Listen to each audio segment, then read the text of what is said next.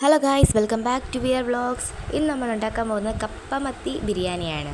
അതിനുവേണ്ടി ആദ്യമായി നമ്മൾ എടുക്കുന്നത് 2.5 കിലോ കപ്പയാണ്. ഇത് വെട്ടി വൃത്തിയാക്കിയ കപ്പ നമ്മൾ നല്ല രീതിക്ക് കഴുകി വൃത്തിയാക്കി എടുക്കണം.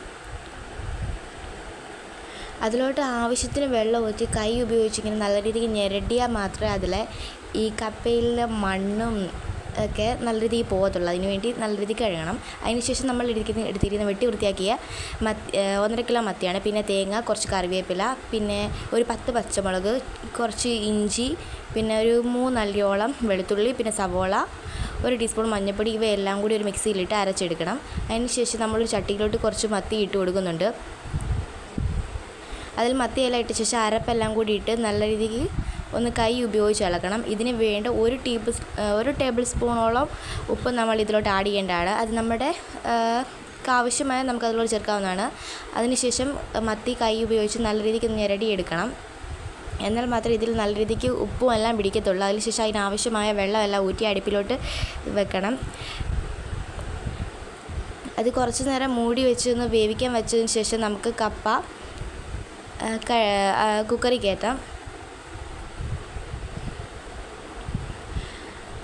കപ്പയ്ക്ക് ആവശ്യമായ 1 ടേബിൾ സ്പൂണോളം ഉപ്പെങ്കിലും നമ്മൾ അതിൽ ഊറ്റി കുറച്ച് വെള്ളം ഊറ്റി അത് കുക്കർ ഒന്ന് അടച്ച് ഒരു 3-4 വിസിലെങ്കിലും വരുന്നവരെ ഒന്ന് വേവിക്കണം. അതിനുശേഷം തിള വന്ന മത്തി ഇറക്കി വെക്കണം. അതിനുശേഷം അതൊരു ബേസിലോട്ട് മാറ്റി തണുക്കാൻ വെക്കണം. തണുത്ത ശേഷം അതിലെ മുള്ളുകൾ നമ്മൾ വേർപ്പെടുത്തിയെടുക്കണം. അത് വലിയ മത്തിയാണെങ്കിൽ നമുക്ക് അതിനെ വാൽ പിടിച്ച് കുടഞ്ഞാൽ മാത്രം മതി, മുള്ളുകളെല്ലാം വേർപ്പെട്ട് കിട്ടി. ഇതിപ്പോൾ ചെറിയ മത്തിയായതിന് കുറച്ച് ബുദ്ധിമുട്ടുണ്ട്. എന്നാലും നമുക്ക് അതിലെ മുള്ളുകൾ മാറ്റിയെടുക്കണം.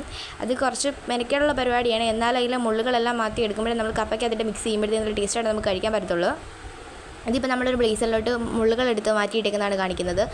അതിനുശേഷം ഈ പ്രോസസ്സ് വീണ്ടും തുടരണം. അതിനുശേഷം നമ്മളെടുത്ത് മാറ്റിയ മുള്ളുകളെല്ലാമാണ് ഈ ബേസിലുള്ളത്. ഒരു വലിയ ചെമ്പെടുത്ത് ആ ചെമ്പിലോട്ട് നമ്മൾ നേരത്തെ വേവിച്ച് വെച്ച കപ്പയെല്ലാം അതിലോട്ട് കുറേശ്ശെയായി മാറ്റി കൊടുക്കണം.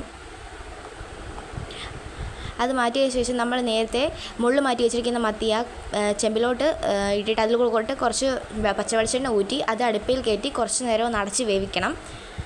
അതിനുശേഷം തുറന്ന് അത് നല്ല രീതിക്ക് അടുപ്പേ വെച്ചുകൊണ്ട് തന്നെ മിക്സ് ചെയ്തുകൊണ്ടിരിക്കണം. നല്ല രീതിക്ക് കപ്പയും മത്തിയും കൂടി ഇട്ട് ഇളക്കി അത് രണ്ടും നല്ല രീതിക്ക് ഉടച്ചെടുക്കണം. കപ്പയിൽ ഉടയാത്ത നല്ല രീതിക്ക് വെന്ത പോർഷൻസും അല്ലാതെ കിടക്കുന്നതുകൊണ്ട് അതെല്ലാം നല്ല രീതിക്ക് ഇളക്കിയെടുക്കണം. ഇപ്പോൾ നമ്മുടെ സ്വാദിഷ്ടമായ കപ്പ മത്തി ബിരിയാണി റെഡി ആയിട്ടുണ്ട്. ഇതൊരു പ്ലേറ്റിൽ സെർവ് ചെയ്യാം. എൻ്റെ ചാനൽ ഇഷ്ടമായി സബ്സ്ക്രൈബ് ചെയ്യുക പ്ലീസ്.